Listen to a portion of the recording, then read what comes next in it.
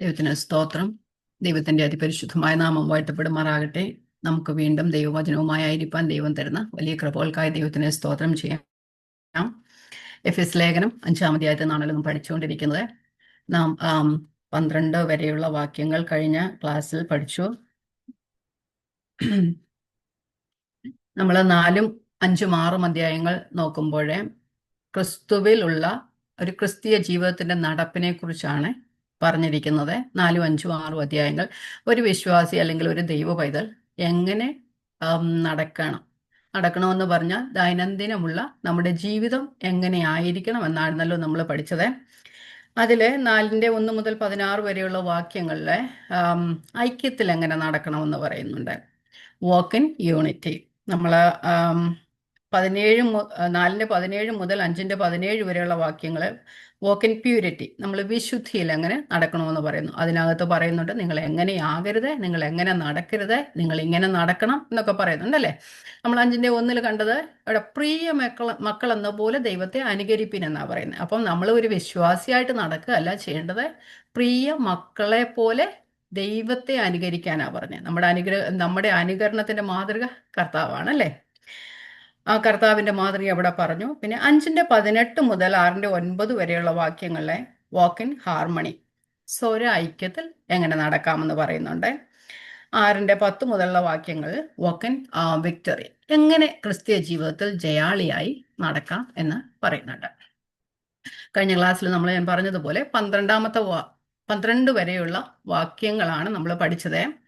അവിടെ 1-ാം വാക്യത്തിൽ പറയുന്ന പോലെ പ്രിയമാക്കൾ ദൈവത്തെ അനുകരിക്കുന്നവരായിരിക്കണം. അവര് ദുർനടപ്പ്, അങ്ങനെ അശുദ്ധി, അങ്ങനെയുള്ള കാര്യങ്ങളൊന്നും അവരുടെ ഇടയിൽ, വിശുദ്ധന്മാർക്ക് ഇടയിൽ അത് പരുക പോലും അരുത്. സ്തോത്രം അത്രേ വേണ്ടത്. ചീത്തത്തരം, പൊട്ടച്ചൽ, കളിവാക്ക് എന്ന് നമ്മുടെ വായിൽ നിന്നും ആകാത്തൊന്നും അരുത് എന്ന് പറയുന്നുണ്ട്. പിന്നെ നമ്മൾ കണ്ടു, ദുർനടപ്പുകാരനോ അശുദ്ധനോ വിഗ്രഹാരാധിയായ ദ്രവ്യാഗ്രഹമോ നമ്മൾ ആകാനായിട്ട്, ദൈവത്തിന്റെ പ്രിയമക്കൾ ആകാനായിട്ട് പാടില്ല. കാരണം ഇങ്ങനെയുള്ളവരൊന്നും ക്രിസ്തുവിന്റെയും ദൈവത്തിന്റെയും രാജ്യത്തിൽ അവകാശികൾ ആകെയില്ല എന്ന് പറഞ്ഞു. എന്നിട്ട് പറഞ്ഞു, അങ്ങനെ നമുക്കറിയാം നമ്മൾ അങ്ങനെയുള്ളവരുടെ നടുവിലാണ് ജീവിക്കുന്നത്. അങ്ങനെ ആകുമ്പോൾ വ്യർത്ഥ വാക്കുകളാൽ ആരും നമ്മെ ചതിക്കരുത്. കഴിഞ്ഞ ക്ലാസ്സിൽ ഞാൻ എക്സാമ്പിളൂടെ പറഞ്ഞായിരുന്നു, നമ്മുടെ ലോകം, നമ്മൾ ജീവിക്കുന്ന വല്ലാത്തൊരു ലോകമാണ്. ഓരോരുത്തർ കാട്ടിക്കൂട്ടുന്ന അല്ലെങ്കിൽ ആരെങ്കിലും അനുകരിക്കുന്നത് വെച്ച് ഓരോരുത്തർ അനുകരിക്കാൻ ശ്രമിക്കും. പക്ഷെ അതിനവർ ന്യായീകരണങ്ങളും പറയും അല്ലേ. അത് അങ്ങനെയായാൽ ഇങ്ങനെയാണ്, അങ്ങനെയൊക്കെ. പക്ഷെ ആ വ്യർത്ഥ വാക്കുകളാൽ ആരും നമ്മെ ചതിക്കരുത്. കാരണം ദൈവകോപം ഇങ്ങനെയുള്ളവരുടെ മേൽ വരുന്നു എന്ന് പറയുന്നുണ്ട് അല്ലേ. അപ്പം ഇതെല്ലാം ദൈവം വെറുക്കുന്ന പാപങ്ങളാണ്. പണ്ട് വെറുത്തുകൊണ്ടിരുന്ന പാപങ്ങള് ഒരു കാലത്ത് അത് മാനസിക രോഗമായി കരുതിയിരുന്നത് ഇപ്പോൾ അതൊരു പുതിയ നോർമൽ, നമ്മുടെ ജീവിതത്തിന്റെ ഒരു സാധാരണ ഒരു കാര്യമായിട്ട് മാറിയിരിക്കുകയാണ്. അപ്പം അതിന് വിശദീകരണങ്ങൾ കൊടുക്കുന്നുണ്ട്. ഞങ്ങൾ അങ്ങനെ ആയതുകൊണ്ടാണ് ഇങ്ങനെ ആയത്. പക്ഷെ അതൊന്നും നമ്മൾ അങ്ങനെ ആയിത്തീരാനായിട്ട് പാടില്ല. ഈ വകക്കാരും ദൈവരാജ്യത്തിന് അവകാശികളാകരുത്. അങ്ങനെയുള്ളവരുടെ വ്യർത്ഥ വാക്കുകളാൽ നാം കുടുങ്ങിപ്പോകുവാനായിട്ടും ഇടയായി തീരരുത് എന്ന് പറഞ്ഞു. എന്നിട്ട് പറഞ്ഞു, നിങ്ങൾ അവരുടെ കൂട്ടാളികളാകരുത് എന്ന് പറഞ്ഞാൽ നമ്മളത് ചെയ്യാതിരിക്കുക മാത്രമല്ല, അവയെ സപ്പോർട്ട് ചെയ്യുന്നവരും ആകുവാനായിട്ട് പാടില്ല. എന്തുകൊണ്ടാണ് അങ്ങനെ പറഞ്ഞത്? നമ്മൾ മുമ്പേ ഇരുളായിരുന്നു. കൊരിന്ത്യർ ലേഖനത്തിൽ പറയുന്നുണ്ട്, നമ്മൾ മുമ്പേ ആ വകക്കാരായിരുന്നു. പക്ഷെ ഇപ്പോഴേ നാം ആ ഇരുട്ടിന്റെ അധികാരത്തിൽ നിന്ന് ദൈവം നമ്മെ വിടുവിച്ച് തന്റെ സ്നേഹസ്വരൂപനായ പുത്രന്റെ രാജ്യത്തിലാക്കി വെച്ചിരിക്കുക. എന്നിട്ട് നമുക്ക് എന്താ തന്നെ? വെളിച്ചത്തിന്റെ അവകാശങ്ങളെ നമുക്ക് തന്നു. നമ്മൾ ഇരുളായിരുന്നു, നാം ഇരുട്ടിലായിരുന്നു. അവിടെ നിന്ന് നമ്മെ മാറ്റിയിട്ട് നമ്മെ വെളിച്ചത്തിലാക്കുകയും അതുപോലെ തന്നെ നാം വെളിച്ചമായി തീരുകയും വെളിച്ചത്തിന്റെ എല്ലാ വിശുദ്ധന്മാർക്കും വെളിച്ചത്തുള്ള സകല അവകാശങ്ങൾക്കും നമ്മെ പങ്കാളികളാക്കിയിരിക്കുകയാണ് ചെയ്യുന്നത്. നമ്മൾ എഫേസ്യ ലേഖനം 1-ാം അധ്യായം മുതൽ 3-ാം അധ്യായം വരെ നമ്മൾ പഠിച്ചത്, നമ്മുടെ പൊസിഷൻസും ഒക്കെ നമ്മൾ പഠിച്ചു. എവിടുന്നാ നമ്മളെ വിടുവിച്ചേ? അതിക്രമങ്ങളാലും പാപങ്ങളാലും മരിച്ച ഒരു ജനസമൂഹത്തെ ക്രിസ്തുവിനാൽ ഉയർപ്പിച്ച് അല്ലെ, ക്രിസ്തുവിന്റെ മരണത്താൽ നമ്മളെയും ഉയർപ്പിച്ച് ക്രിസ്തുവിനോടുകൂടെ എവിടെയാ ഇരുത്തിയിരിക്കുന്നത്? സ്വർഗത്തിലായിരുത്തിയിരിക്കുന്നത്. അങ്ങനെ ആകുമ്പോൾ നമ്മൾ എന്ത് പണിയാ ചെയ്യേണ്ടത്? ഈ ലോകത്തിന്റെ ദുഷ്പ്രവൃത്തികൾക്ക് നാം കൂട്ടാളികളാകിയല്ല ചെയ്യുന്നത്. അവർക്ക് കൂട്ടാളികളാകരുതേ. നാം സ്വർഗത്തിൽ ഇരുത്തിരിക്കുന്നു എന്നറിഞ്ഞിട്ട് സ്വർഗത്തിന്റെ വേല ഭൂമിയിൽ ചെയ്യുക, സ്വർഗത്തിന്റെ സ്വഭാവം നമ്മൾ ഭൂമിയിൽ കാണിക്കുക എന്നാണ് അല്ലേ. അപ്പൊ നാം ചെയ്യേണ്ട എന്താന്ന് പറഞ്ഞാൽ കർത്താവിന്റെ ഇഷ്ടം മനസ്സിലാക്കി അങ്ങനെ നാം പ്രവർത്തിക്കുക. ഇത് പറയുന്നുണ്ട്, സകല സൽഗുണവും നീതിയും സത്യവുമല്ലോ വെളിച്ചത്തിന്റെ ഫലം. നാം ആരും ഇരുട്ടിന്റെ ദുഷ്ഫല പ്രവൃത്തികൾ കൂട്ടാളികളാകരുത്. ദുഷ്ഫല പ്രവൃത്തി എന്ന് പറയുമ്പോൾ അതിനൊരു ഫലമില്ലാത്തതാ. ഫലമുണ്ടെങ്കിലും അത് ഓപ്പോസിറ്റായ ഫലം തരുന്നതാണ്. അത് നമ്മൾ അവർക്കാർക്കും കൂട്ടാളികൾ ആകരുതേ. എന്നിട്ട് എന്ത് ചെയ്യണം? അവയെ ശാസിക്ക വേണം. നമ്മുടെ നടപ്പ് കണ്ടിട്ട് അവർ ദൈവത്തെ അറിയാനായിട്ട് ഇടയായിത്തരണം. നാം കണ്ണടച്ച് കളയരുത്.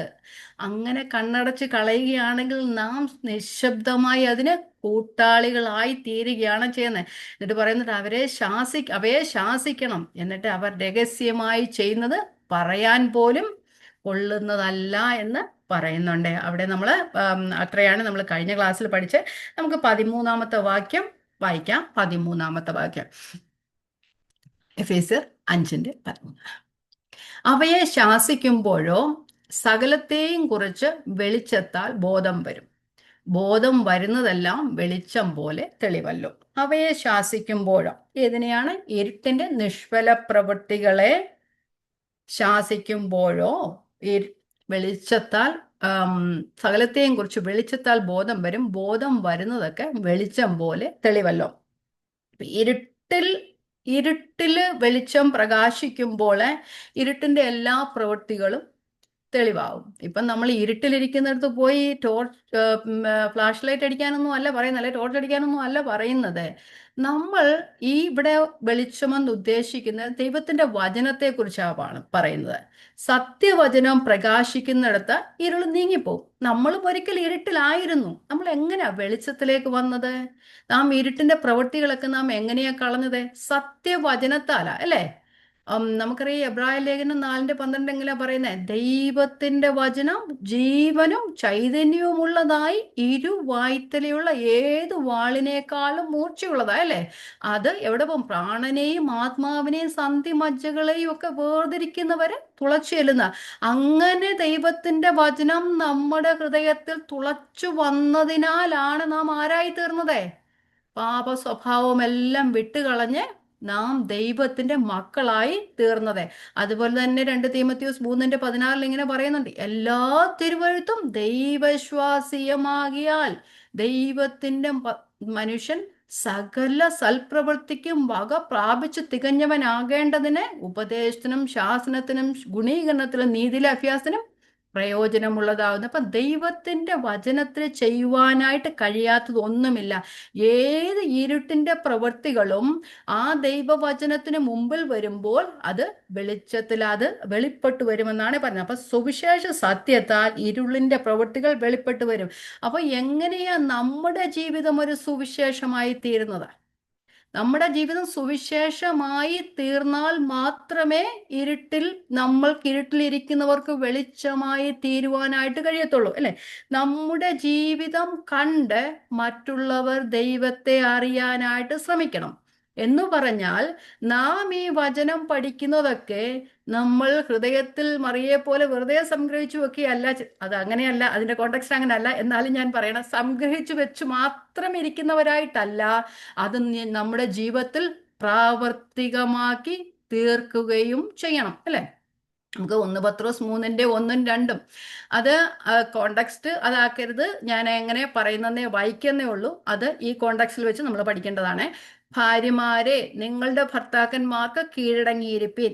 അവരിൽ വല്ലവരും വചനമനുസരിക്കാത്ത പക്ഷം ഭയത്തോടുകൂടിയ നിങ്ങളുടെ നിർമ്മലമായ നടപ്പ് കണ്ടറിഞ്ഞു വചനം കൂടാതെ ഭാര്യമാരുടെ നടപ്പിനാൽ ചേർന്ന് വരുവാൻ ഇടയാകും. അപ്പം ആ കോണ്ടെക്സ്റ്റ് അങ്ങ് മാറ്റിയിട്ട് നമ്മൾ ഇങ്ങോട്ട് നോക്കിയേ. നമ്മൾ ഈ ലോകത്തിൽ ജീവിക്കുമ്പോൾ ദുഷ്കാലത്താ ജീവിക്കുന്നത് അല്ലെ. ഒരു വല്ലാത്തൊരു കാലത്ത് ജീവിക്കുമ്പോൾ നമ്മുടെ ആ വെളിച്ചത്തിന്റെ പ്രവൃത്തികൾ അല്ലെങ്കിൽ നമ്മളുടെ വചനത്തോടു കൂടിയ നടപ്പ് കണ്ട് വചനം അറിയാത്തവരും ദൈവത്തെ അറിയുവാനായിട്ട് ഇടയായിത്തീരും. അപ്പം നമുക്കറിയാം, ഇപ്പം വചനം അനുസരിക്കുന്ന ക്രിസ്ത്യാനികളായിട്ടുള്ള കുറെ വിശ്വാസികളായിട്ട് കുറച്ച് പേര് ഒരുമിച്ച് നടക്കുന്നതിന്റെ കൂട്ടത്തില് ദൈവത്തെ അറിയാത്ത ഒരാൾ നടന്നു കഴിഞ്ഞാൽ അവർക്ക് തന്നെ മനസ്സിലാവും ഞാൻ ഈ കൂട്ടത്തിന് ചേരുന്നതല്ല എന്നല്ലേ. നമ്മൾ വചനം പറയൊന്നും വേണ്ട, അവർക്ക് മനസ്സിലാവും ഞാൻ ഈ കൂട്ടത്തിൽ ചേരുന്നതല്ല എന്ന് മനസ്സിലാവും. അതുപോലെ നമ്മളും അങ്ങനെ ഒരു കൂട്ടത്തിൽ അകപ്പെട്ടാൽ നമുക്ക് തന്നെ മനസ്സിലാവും നമ്മൾ ആ കൂട്ടത്തിൽ ചേരുന്നതല്ല എന്ന്. അപ്പൊ എങ്ങനെ അങ്ങനെയുള്ള കൂട്ട ഒരാൾ നമ്മുടെ കൂട്ടത്തിൽ വരുമ്പോൾ അവര് നമ്മളുടെ നല്ല നടപ്പ് കണ്ടിട്ട് കർത്താവിനെ അറിയുവാനായിട്ട് ഇടയായിത്തീരും. അപ്പം പറയുന്നത് നമ്മളുടെ ജീവിതം തന്നെ ഒരു പ്രസംഗമായി തീരണമെന്നാണ് പറയുന്നത്. നമ്മൾ ഇരുട്ടിന്റെ പ്രവൃത്തികളെ വെച്ചു കളഞ്ഞ് വെളിച്ചത്തിനുള്ളവരായി തീർന്നിരിക്കുമ്പോൾ നമ്മുടെ ജീവിതവും ഇരുട്ടിലിരിക്കുന്ന അനേകർക്ക് പ്രകാശമായി തീരണം. നമ്മളും ആരെങ്കിലും നമ്മോട് സുവിശേഷം പറഞ്ഞിട്ടോ അല്ലെങ്കിൽ ആരെങ്കിലും നമ്മൾക്കൊരു പ്രസംഗം അയച്ചു തന്നിട്ടോ നമ്മൾ എന്തെങ്കിലും പ്രസംഗം കേട്ടിട്ടോ ആണ് നാം ദൈവത്തെ അറിയാനായിട്ട് അല്ലാതെ നമ്മൾ ദൈവം എന്നെ അങ്ങ് തേടി വന്നെന്നും പറഞ്ഞു വന്നവരാരും അല്ല അല്ലേ. ഞാൻ ദൈവത്തെ അന്വേഷിച്ച് കണ്ടെത്തി എന്ന് പറയാനും ഒക്കത്തില്ല. ദൈവം എങ്ങനെയെങ്കിലും ആരിലെങ്കിലും കൂടെയൊക്കെയാണ് നമ്മൾ ദൈവവചനം അറിയാനും കർത്താവിനെ അറിയാനായി തീർന്നത്. നമ്മളെ ആ ഇരുട്ടിന്റെ ജീവിതം മാറിയിട്ട് വെളിച്ചത്തിലായി തീർന്നപ്പോൾ നമ്മളെ വെളിച്ചമാക്കി വെച്ചിരിക്കുന്നു. നാം പലർക്കും വെളിച്ചമായി തീരേണ്ടത് ആണ്. അപ്പം ഇവിടെ നമ്മെ ഇത് പഠിപ്പിക്കുന്നത് നാം പലർക്കും വെളിച്ചമായി തീരണം. അതാണ്. ഒന്നുകൂടെ വാക്യം വായിക്കാം. അവയെ ശാസിക്കുമ്പോഴോ സകലത്തെയും കുറിച്ച് വെളിച്ചത്താൽ ബോധം വരും. ബോധം വരുന്നതല്ല വെളിച്ചം പോലെ തെളിവല്ല. അപ്പൊ നമ്മുടെ ജീവിതം വചനത്തിനനുസരിച്ചുള്ള നമ്മുടെ ജീവിതം കണ്ടിട്ട് മറ്റുള്ളവർ ദൈവത്തെ അറിയുവാനായിട്ട് ഇടയായിത്തീരണം. നാം വെളിച്ചത്തിന്റെ പ്രവൃത്തി ഉള്ളവരായിരിക്കണം. ഇതാ വിശ്വാസികളോടാ പറയുന്ന, വേറെ ആരോടും അല്ല. വിശ്വാസികളോടാ പറയുന്നത്, നിങ്ങൾ വെളിച്ചത്തിലായി അല്ലെങ്കിൽ വെളിച്ചമായി തീർന്നാൽ മാത്രമേ ഈ ഇരുട്ടിൻ ഇരിക്കുന്ന ലോകത്തിൽ നിന്ന് അനേകരെ ദൈവത്തെങ്കിലേക്ക് അല്ലെങ്കിൽ വെളിച്ചത്തിലേക്ക് കൊണ്ടുവരുവാനായിട്ട് സാധിക്കുകയുള്ളൂ എന്ന് പറയുന്നത്. 5:14 പോകാം. അതുകൊണ്ട് ഉറങ്ങുന്നവരെ ഉണർന്ന് മരിച്ചവരുടെ ഇടയിൽ നിന്ന് എഴുന്നേൽക്ക, എന്നാൽ ക്രിസ്തു നിന്റെ മേൽ പ്രകാശിക്കും എന്ന് ചൊല്ലുന്നു. നമ്മൾ ഈ ഇൻവെർട്ടഡ് കോമയിൽ ഇട്ടേക്കുന്ന വാക്യങ്ങളൊക്കെ ചിലപ്പോൾ നമ്മൾ കാണുമ്പോൾ വിചാരിക്കും അതൊരു എന്താ പറയുന്നത്, പഴയ നിയമത്തിൻ്റെ ഒരു ഉദ്ധരണിയാണെന്നൊക്കെ പറയും. പക്ഷെ ഇത് പഴയ നിയമത്തിലെ ഒരു ഉദ്ധരണിയല്ല. ഇത് വിശ്വസിക്കുന്നത് ആദ്യ നൂറ്റാണ്ടിലെ ക്രിസ്തീയ സഭകളിൽ പാടിയിരുന്ന ഒരു പാട്ടിന്റെ ശകലം ആണ് എന്നാണ് പറയുന്നത്. ഒന്നാലോചിച്ച് നോക്കിയേ, അവരുടെ പാട്ടുകളൊക്കെ എന്ത് അർത്ഥസമ്പൂർണമായ പാട്ടുകളാണ്. ഉറങ്ങുന്നവരെ ഉണർന്നു മരിച്ചവരുടെ ഇടയിൽ നിന്ന് എഴുന്നേൽക്കാം, എന്നാൽ ക്രിസ്തു നിന്റെ മേൽ പ്രകാശിക്കും. നമ്മുടെ പാട്ടുകളൊക്കെ ഇങ്ങനെയാണോ അല്ലേ? നമ്മുടെ ജീവിതം ഉറങ്ങുന്നവരുടെ ലോകത്തിൽ ഉണർന്നു പ്രകാശിക്കുന്നതായി തീരണം എന്നാണ് ഇവിടെ അർത്ഥമാക്കുന്നത്. ക്രിസ്ത്യാനികൾ അല്ലെങ്കിൽ വിശ്വാസികൾ അല്ലെങ്കിൽ ദൈവത്തിന്റെ പ്രിയ മക്കൾ ഉണർന്നു പ്രവർത്തിക്കാനുള്ള ഒരു ആഹ്വാനമാണ് ഇവിടെ പറഞ്ഞത്. ഉറങ്ങുന്നവരെ ഉണർന്നു മരിച്ചവരുടെ ഇടയിൽ നിന്ന് എഴുന്നേൽക്ക, എന്നാൽ ക്രിസ്തു നിന്റെ മേൽ പ്രകാശിക്കും. അപ്പൊ നാം ഇരുട്ടിന്റെ നിഷ്ഫല പ്രവൃത്തികൾക്ക് എതിരെ അല്ലെങ്കിൽ അതിന് നേരെ കണ്ണടയ്ക്കുമ്പോൾ, നാം നിഷ്ഫലമായിരിക്കുമ്പോൾ, നാം അതിനെ കാണാതെ കണ്ണടച്ചു പോകുമ്പോൾ ഇവിടെ വചനം പറയുന്നത് നാം ഉറങ്ങുന്നവരാണ് എന്നാണ്. അപ്പം നാം ഉറങ്ങുന്നവരാണെന്ന് നാം പലപ്പോഴും അറിയാതെ പോകുന്നു എന്നതാണ് വാസ്തവം. ഞാൻ ഉറങ്ങുന്നെന്ന് പറഞ്ഞു കഴിഞ്ഞാൽ ആത്മീകമായ ഉറക്കം എന്നാണ് അതിൻ്റെ അർത്ഥം ആക്കിയിരിക്കുന്നത്. നമുക്കറിയാം സ്ലീപ്പ് വാക്കേഴ്സ് ഉണ്ടല്ലേ, സോംനാംബുലിസം ഉള്ളവരെങ്ങനെയാ, അവർ ഉറക്കത്തിൽ നിന്ന് കണ്ണു അടച്ചിട്ട് ഒരു പോക്കങ്ങ് പോവല്ലേ. ചിലപ്പം കണ്ണു തുറന്നായിരിക്കും പോകുന്നത്, എനിക്കറിയത്തില്ല. അങ്ങനെ നടക്കുന്നവർ ഇഷ്ടം പോലെ ഉണ്ട്. പക്ഷെ അവരാ ഉറക്കത്തില്ല. പക്ഷെ അവർ നടക്കും, അവർ സംസാരിക്കും, അവർ കാണും, കേൾക്കും, എല്ലാം ചെയ്യും. പക്ഷെ അവർ ഉറക്കത്തില്ല. പക്ഷെ ആത്മീകമായ ഉറക്കവും അങ്ങനെ തന്നെയാണ്. നാം ചുറ്റുമുള്ളത് നാം കേൾക്കുന്നുണ്ട്, നാം കാണുന്നുണ്ട്, സംസാരിക്കുന്നുണ്ട്. പക്ഷെ നാം എന്താ ചെയ്യാത്തത്? നാം പ്രവർത്തിക്കുന്നില്ല. അതാണ് ഇവിടെ ദൈവവചനം പറയുന്ന, ഉറങ്ങുന്നവരെ ഉണർന്ന് മരിച്ചവരുടെ ഇടയിൽ നിന്ന് എഴുന്നേൽക്കാം. മരിച്ചവരെന്തോ ചെയ്യുന്നേ? ഡെഡ് ബോഡിയാ അല്ലേ? ഫ്ലോട്ട് ചെയ്തങ്ങ് നടക്കത്തേ ഉള്ളൂ. ഈ ലോകത്തിന്റെ തിരകൾക്കെതിരെ അങ്ങ് പോകും. പക്ഷേ എതിർത്ത് നിൽക്കാൻ അവർക്ക് കഴിവില്ല.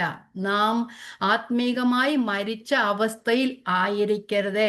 ആത്മീകമായി ഉണർന്ന് നാം പ്രകാശിക്കേണ്ടവരാണ്. ഈ ലോകത്തിന്റെ തിരകൾക്ക് അല്ലെങ്കിൽ ആ ഓളങ്ങൾക്ക് ആ ഓളങ്ങളിലൂടെ പോകേണ്ടവരല്ല, അതിനെതിരെ നിൽക്കേണ്ടവരാണ്. അപ്പോൾ നാം ഇരുട്ടിന്റെ നിഷ്ഫല പ്രവൃത്തികൾ കൂട്ടാളികളാകരുതേ. നാം ഉറങ്ങുന്നവരായിരിക്കരുതേ. നാം ഉറക്കത്തിൽ നിന്ന് ഉണരേണ്ട സമയം കഴിഞ്ഞിരിക്കുന്നു. ആത്മീകമായ ഉറക്കത്തിൽ നിന്ന് നമുക്ക് ഉണരണം. ആത്മീകമായി ഉറങ്ങുമ്പോൾ നമുക്ക് ഇതെല്ലാം കാണാം, കേൾക്കാം, സംസാരിക്കാം, എല്ലാം ചെയ്യാം. പക്ഷേ നാം ഇരുട്ടിന്റെ നിഷ്ഫല പ്രവൃത്തികൾക്ക് കൂട്ടാളികൾ ആകരുതേ. ഉണർന്ന് പ്രവർത്തിക്കണം. ഈ രാത്രി കഴിവാറായി, പകൽ അടുത്തിരിക്കുന്നു. അതുകൊണ്ട് നാം ഇരുട്ടിന്റെ നിഷ്ഫല പ്രവൃത്തികളെ വിട്ട് വെളിച്ചത്തിനുള്ളവരായി നടക്കണം, അല്ലേ? ഇത് ദുഷ്കാലമായ കർത്താവ് തന്നെ പറയുന്നു, അന്ത്യകാലത്ത് ദുർഘട സമയങ്ങൾ വരുന്നു എന്ന് നിങ്ങൾ അറിയുന്നുവല്ലോ. അന്ന് കർത്താവ് അത് പറഞ്ഞെങ്കിൽ, അല്ലേ അപ്പോസ്തലന്മാർ മുഴുവൻ പറഞ്ഞെങ്കിൽ, ഇന്നത്തെ കാലം അതിലധികമായി 100 തവണ 1000 തവണ ദുഷ്കാലമായിരിക്കുകയാണ് ചെയ്യുന്നത്. കർത്താവ് വരുവാൻ അടുത്തിരിക്കുന്നോറും ഈ ദുഷ്കാലത്തിന്റെ ആ ഒരു കാഠിന്യത അങ്ങ് കൂടിക്കൊണ്ടേയിരിക്കുകയാണ്. അതുകൊണ്ട് ഫിലിപ്പിലെ അങ്ങനത്തെ പറയുന്നുണ്ട്, പൗലോസ് അപ്പോസ്തലൻ പറയും, ഈ വക്രതയുള്ള 2-ാം അധ്യായം 12 മുതലുള്ള വാക്യങ്ങൾ, ഈ വക്രതയുള്ള ലോകത്തിന്റെ നടുവിൽ നാം ജീവന്റെ മക്കൾ, അല്ല, ജീവന്റെ വചനം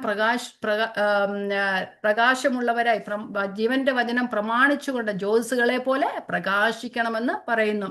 വായിക്കാം, ഫിലിപ്പിയർ 2:12 മുതലുള്ള വാക്യങ്ങൾ. അതുകൊണ്ട് പ്രിയമുള്ളവരെ, നിങ്ങൾ എല്ലായ്പ്പോഴും അനുസരിച്ചതുപോലെ, ഫിലിപ്പിയര് അനുസരിക്കുന്നവരാ, എല്ലായ്പ്പോഴും അനുസരിച്ചതുപോലെ നമ്മളും ഒരു പ്രാവശ്യം മാത്രമല്ല അനുസരിക്കേണ്ടത്, എല്ലായ്പ്പോഴും അനുസരിക്കുന്നവരായിരിക്കണം. ഞാൻ അരികത്തിരിക്കുമ്പോൾ മാത്രമല്ല, ഇന്ന് ദൂരത്തിരിക്കുമ്പോൾ ഏറ്റവും അധികമായി ഭയത്തോടും വിറയലോടും കൂടെ നിങ്ങളുടെ രക്ഷയ്ക്കായി പ്രവർത്തിപ്പീൻ. നാം പള്ളിയിൽ ഇരിക്കുമ്പോൾ മാത്രമല്ല, ദൈവവചനത്തിന് മുമ്പിൽ ഇരിക്കുമ്പോൾ മാത്രമല്ല, എപ്പോഴും നമ്മുടെ രക്ഷയ്ക്കായി പ്രവർത്തിപ്പീൻ. ഞാൻ പലപ്പോഴും പറയാറുണ്ട്, നമ്മൾ രക്ഷയ്ക്ക് വേണ്ടി പ്രവർത്തിക്കേണ്ട. പക്ഷേ രക്ഷ നമുക്ക് കിട്ടിക്കഴിഞ്ഞാൽ ആ രക്ഷയെ നമ്മുടെ പ്രവൃത്തി പദത്തിലാക്കുക. നാം ആരായിരിക്കുന്നു എന്നറിഞ്ഞിട്ട് നമ്മളുടെ ആ ജീവിതം, നമ്മുടെ ആ സ്വഭാവം ജീവിതത്തിന്റെ ഭാഗമാക്കി തീർക്കുകയാണ് വേണം. രക്ഷയെ പ്രവർത്തിപ്പീൻ. നാം ആരായിരിക്കുന്നു അത് നമ്മുടെ പ്രവൃത്തി പദത്തിൽ കാണിക്കുക എന്നാണ് അതിന്റെ അർത്ഥമാക്കുന്നത്. 13-ാമത്തെ വാക്യം, ഇച്ഛിക്ക എന്നതും പ്രവർത്തിക്ക എന്നതും നിങ്ങളിൽ ദൈവമല്ലോ തിരുവുള്ളമുണ്ടായിട്ട് പ്രവർത്തിക്കുന്നത്. വക്രതയും കോട്ടവുമുള്ള തലമുറയുടെ നടുവിൽ നിങ്ങൾ അനിന്ദ്യരും പരമാർത്ഥികളും ദൈവത്തിന്റെ നിഷ്കളങ്ക മക്കളും ആകേണ്ടതിന് എല്ലാം പിറുപിറുപ്പും വാദവും കൂടാതെ ചെയ്വീൻ. അവരുടെ ഇടയിൽ, വക്രതയും കോട്ടവുമുള്ള ഈ തലമുറയുടെ നടുവിൽ നാം ജീവന്റെ വചനം പ്രമാണിച്ചുകൊണ്ട് ലോകത്തിൽ ജ്യോതിസുകളെ പോലെ പ്രകാശിക്കണം. അപ്പം നമ്മെ വെളിച്ചമാക്കി തീർത്ത്, അതുകൊണ്ട് ഇവിടെ പറയുന്നു, ഉറങ്ങുന്നവരെ ഉണർന്നു മരിച്ചവരുടെ ഇടയിൽ നിന്ന് എഴുന്നേൽക്ക, എന്നാൽ ക്രിസ്തു നിന്റെ മേലുദിക്കും. അപ്പം നാം ജ്യോതിസുകളെ പോലെ പ്രകാശിക്കുമ്പോൾ ക്രിസ്തു നമ്മുടെ മേൽ ഉദിക്കുവാനായിട്ട് കാരണമായി തീരും. നാം ഉണരണം, പ്രകാശിക്കണം. പ്രകാശം ഉള്ളിടത്ത് ഇരുളിന് ഒരു പ്രവേശനമില്ല. നാം അങ്ങനെ ഇതിന് സ്ഥാനമില്ല. നാം ആരാണ്? നാം വെളിച്ചത്തിന്റെ മക്കളാണ്.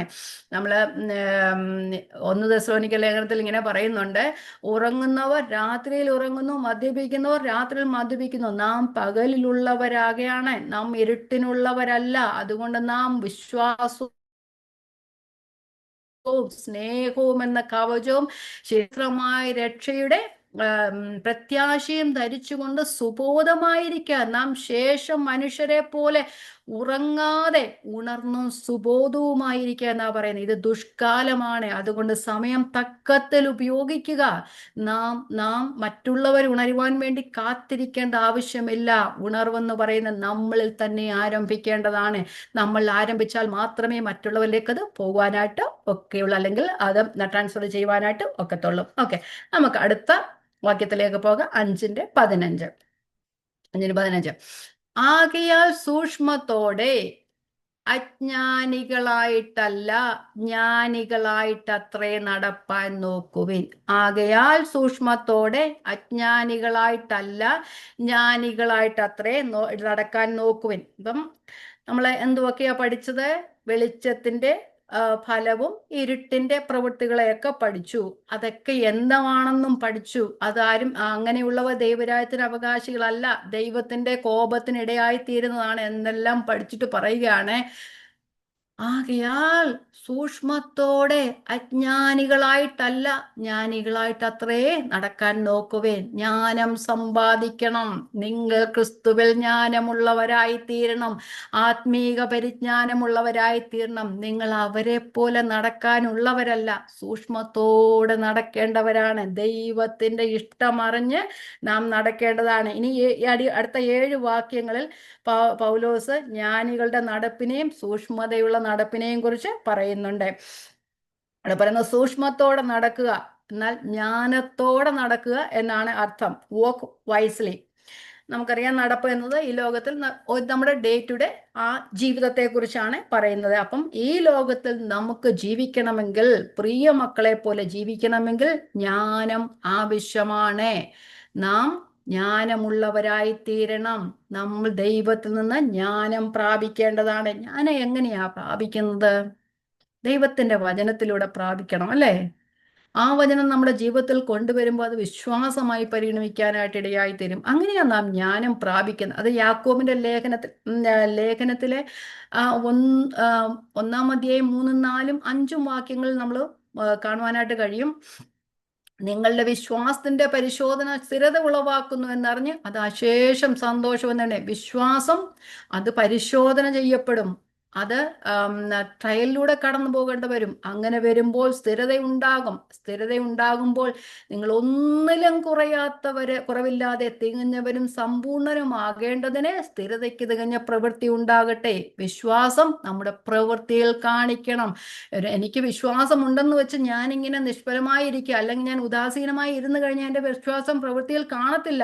പക്ഷേ അവിടെ പറയുന്നുണ്ട്, നിങ്ങൾ ഒരുത്തന് ജ്ഞാനം കുറവാകുന്നു എങ്കിൽ ഫത്സിക്കാതെ എല്ലാവർക്കും ഔദാര്യമായി കൊടുക്കുന്നവനായ ദൈവത്തോട് യാചിക്കട്ടെ. അപ്പം ദൈവത്തിൽ നിന്നാണ് നാം ജ്ഞാനം പ്രാപിക്കുന്നത്. ദൈവത്തിൽ നിന്ന് ജ്ഞാനം പ്രാപിക്കുക എന്ന് വെച്ച് കഴിഞ്ഞാൽ എവിടുന്നാ പ്രാപിക്കുന്നത്? വചനത്തിൽ നിന്നാണ് നാം ജ്ഞാനം പ്രാപിക്കുന്നത്.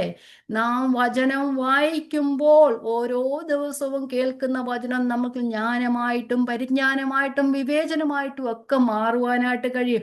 അല്ലാതെ ഞാൻ പ്രാർത്ഥിക്കുമ്പോൾ ദൈവമേ എനിക്കെല്ലാം മനസ്സിലാക്കി തരണേ എന്ന് പറയുന്നതല്ല ജ്ഞാനം. നാം പ്രാർത്ഥിക്കണം, ദൈവമേ വചനം പഠിക്കുവാനുള്ള ജ്ഞാനം എനിക്ക് തരണമേ, കൃപ തരണമേ, ഞാൻ വായിക്കുമ്പോൾ എനിക്ക് മനസ്സിലാക്കി തരണമേ എന്നാണ് അതിൻ്റെ അർത്ഥം. നമ്മളെ പ്രാർത്ഥന വേണം, വചനം വേണം, എല്ലാം വേണം. അത് വിശ്വാസം.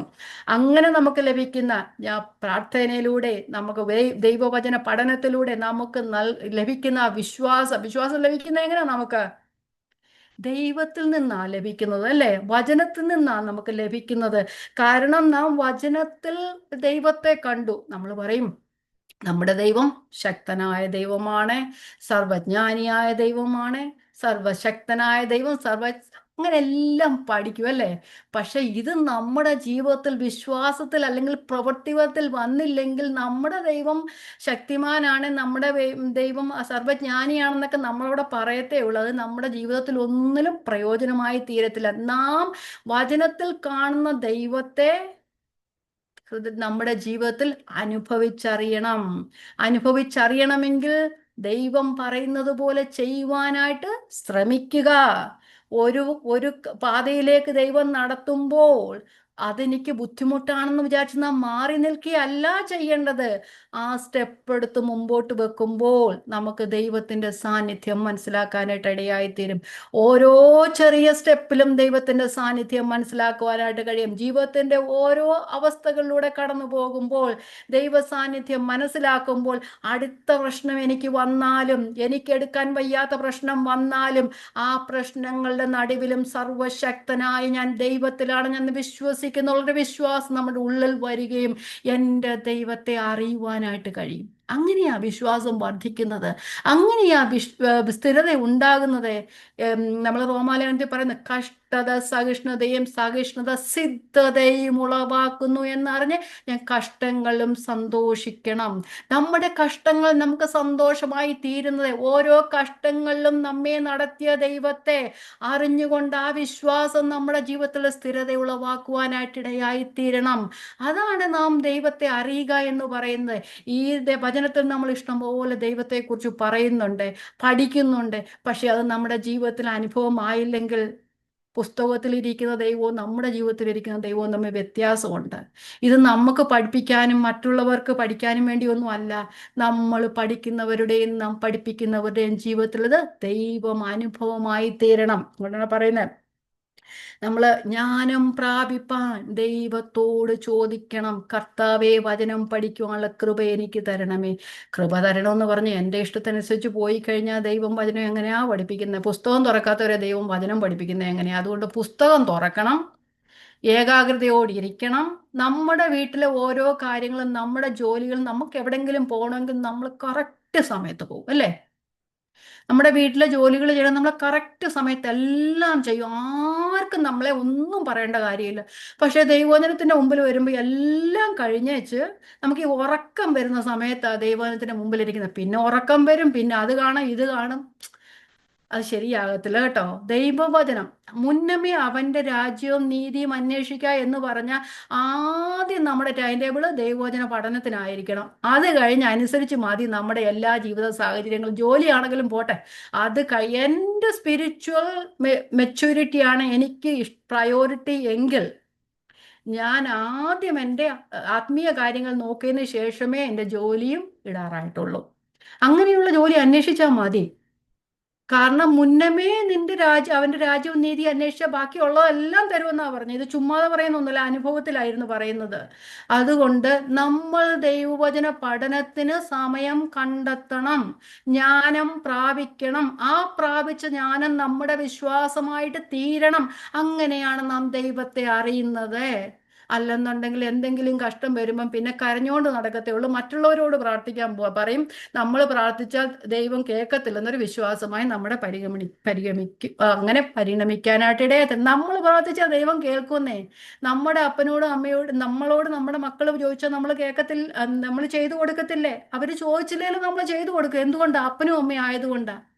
ഇവിടെ സ്വർഗത്തിലിരിക്കുന്ന ഒരു പിതാവല്ലത്. സ്വർഗസ്ഥനായ ഞങ്ങളുടെ പിതാവേ, തൻ്റെ പുത്രന്റെ മരണത്താൽ എന്നെ മകളാക്കി അല്ലെങ്കിൽ മകനാക്കി തീർത്തെങ്കിൽ ആ പിതാവിനോട് അപേക്ഷിക്കുന്നത്, വേറെ ആരോടുമല്ല.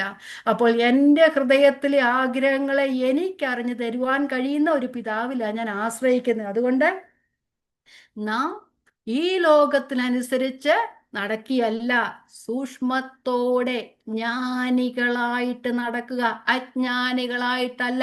ജ്ഞാനം പ്രാപിക്കണം. കാരണം ഈ ലോകത്തിന്റെ നടപ്പനുസരിച്ച് പോകുവാണെങ്കിൽ എന്തുവാ? ദൈവരാജ്യത്തിൽ ഒരിക്കലും അവകാശികളായി തീരത്തില്ല. രക്ഷിക്കപ്പെട്ടതെന്ന് പറഞ്ഞിട്ട് കാര്യമില്ല, പള്ളിയിൽ പോകുന്നെന്ന് പറഞ്ഞിട്ട് കാര്യമില്ല, മീറ്റിങ്ങിന് പോകുന്നെന്ന് പറഞ്ഞിട്ട് കാര്യമില്ല, അല്ലെങ്കിൽ ബൈബിൾ സ്റ്റഡിക്ക് വരുന്നെന്ന് പറഞ്ഞിട്ടും കാര്യമില്ല. വിശ്വാസമില്ല എങ്കിൽ ഈ ലോകത്തിന് അനുരൂപമായി നടന്നാൽ ദൈവം തൻ്റെ രാജ്യത്തിൽ അവകാശമാക്കിയില്ല. നമ്മൾ അധ്വാനിച്ചതും ഓടിയതും ഇച്ഛിച്ചതും എല്ലാം വെറുതെയായി പോവും. അതുകൊണ്ട് ദൈവവചനം വൃഥാവാക്കി കളയാതെ കർത്താവ് പറയുന്നതനുസരിച്ച് നടക്കുവാനായിട്ട് നോക്കുക. നമുക്ക് മത്തായി സുവിശേഷം 10:16 കർത്താവ് തൻ്റെ ശിഷ്യന്മാരോട് പറയുന്നു, ചെന്നായ്ക്കളുടെ നടുവിൽ ആടിനെ പോലെ ഞാൻ നിങ്ങളെ അയക്കുന്നു.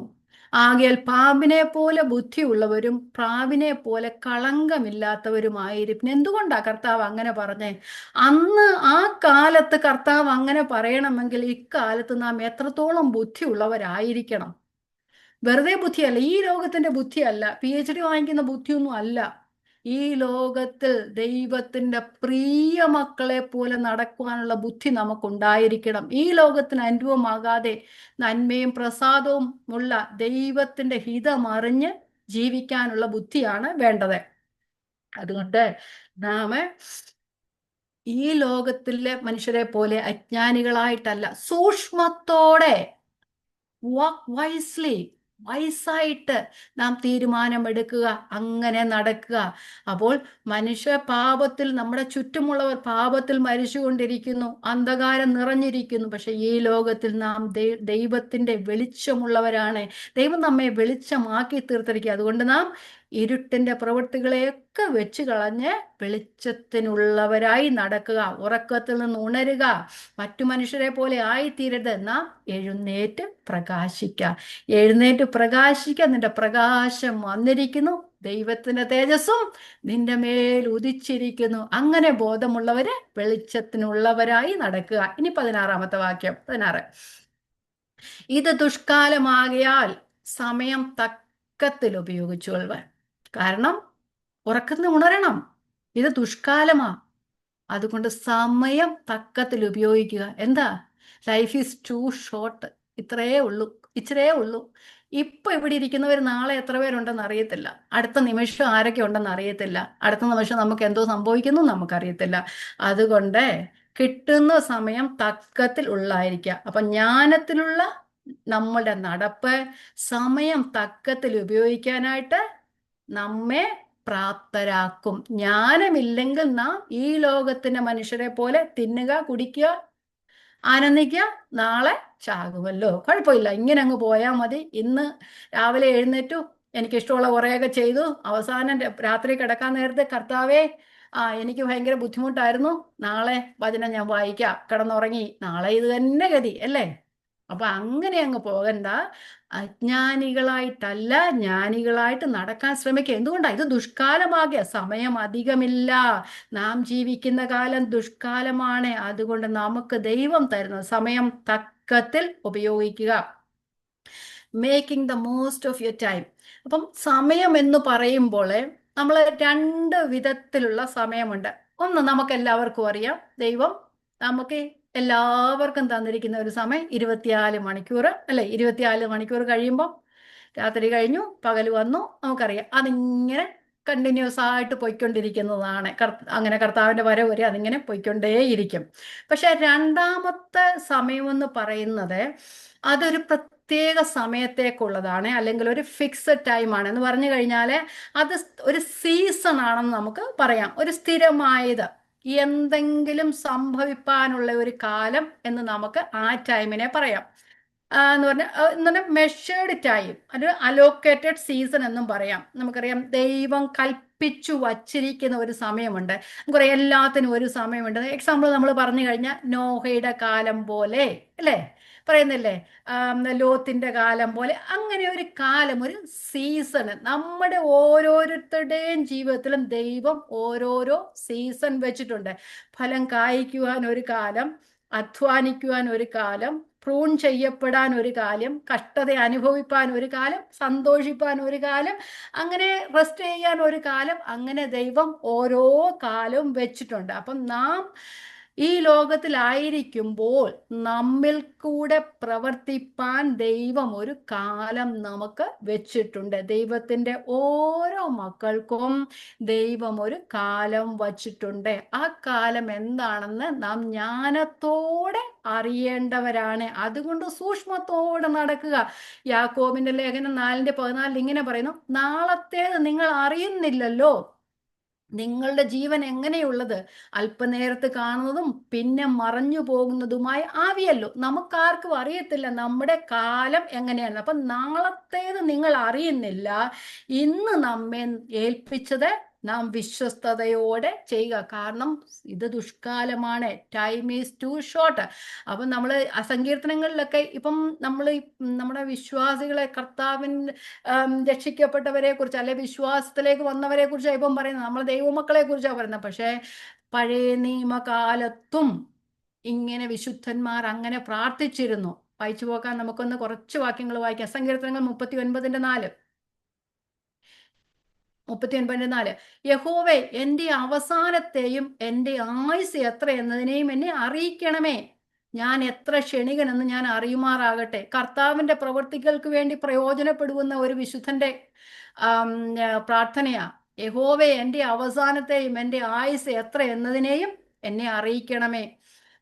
അഞ്ചാമത്തെ വാക്യം, ഇതാ നീ എൻ്റെ നാളുകളെ 4 വിരൽ പോലെ നീളമാക്കിയിരിക്കുന്നു, എൻ്റെ ആയുസ് എൻ്റെ മുമ്പാകെ ഏതുമില്ലാത്തയായിരുന്നു ആയിരിക്കുന്നു, ഏത് മനുഷ്യനും ഉറച്ചു നിന്നാലും ഒരു ശ്വാസം അത്രേ. 90-ാം സങ്കീർത്തനം 12-ാം വാക്യം മിക്കവർക്കും എല്ലാവർക്കും അറിയാവുന്ന ഒരു വാക്യമാണ്. മോശ പറയുക, അഹരോന്റെ തൻ്റെ സഹോദരനായ അഹരോന്റെ മരണത്തിന് ശേഷം മോശ പാടിയ ഒരു സങ്കീർത്തനമാണ്. ഞങ്ങൾ ജ്ഞാനമുള്ള ഒരു ഹൃദയം പ്രാപിക്കേണ്ടതിന് ഞങ്ങളുടെ നാളുകളെ എണ്ണുവാൻ ഞങ്ങളെ ഉപദേശിക്കണമേ. അല്ലേ? നമ്മൾ വചനം പഠിക്കുമ്പോഴാണ് മനസ്സിലാകുന്നത് നമ്മുടെ നാളുകളൊക്കെ ഇത്രയേ ഉള്ളെന്ന്. നമുക്ക് വേണ്ടി ഒരു സീസൺ ദൈവം വെച്ചിട്ടുണ്ട്. അപ്പം ഈ ദുഷ്ടലോകത്ത് നമ്മളുടെ ദൈവത്തിന്റെ ഉദ്ദേശം നിറവാക്കുവാൻ നാം വിളിക്കപ്പെട്ടവരാണ്. അത് കിട്ടുന്ന സമയം ഒട്ടും പാഴാക്കാതെ ദൈവത്തിന് പ്രസാദമുള്ളത് ജീവിക്കുക. നമ്മളെ ഏൽപ്പിച്ചത് ചെറിയതിലാണേലും വലുതിലായാലും നാം വിശ്വസ്തരായിരിക്കുക. അതാണ് ദൈവം നമ്മെക്കുറിച്ച് ആഗ്രഹിക്കുന്നത്. നമ്മുടെ കൃപയുടെ നാളുകൾ വേഗം തീരും. നമുക്കറിയാം കർത്താവ് വരുവാൻ കുറെ കാലമായിട്ട് എല്ലാവരും പറഞ്ഞുകൊണ്ടിരിക്കുക, കർത്താവ് ഇതുവരെ വരുന്നില്ല അല്ലേ? കർത്താവ് വരുവാൻ സമയമായിരിക്കുന്നു. നമുക്ക് ഭൂമിയിൽ ഇനി ആരാധനയ്ക്കുള്ള നാളുകൾ തീരും. ദൈവവചനം പഠിക്കാനുള്ള സമയം ഇനി സ്വാതന്ത്ര്യം കിട്ടാതെ വരും. നമുക്കറിയാം എത്ര പേർക്ക് നല്ലോണം ദൈവവചനം പഠിക്കാനുള്ള സ്വാതന്ത്ര്യമുണ്ട്, ആരാധനയ്ക്കുള്ള സ്വാതന്ത്ര്യമുണ്ട്.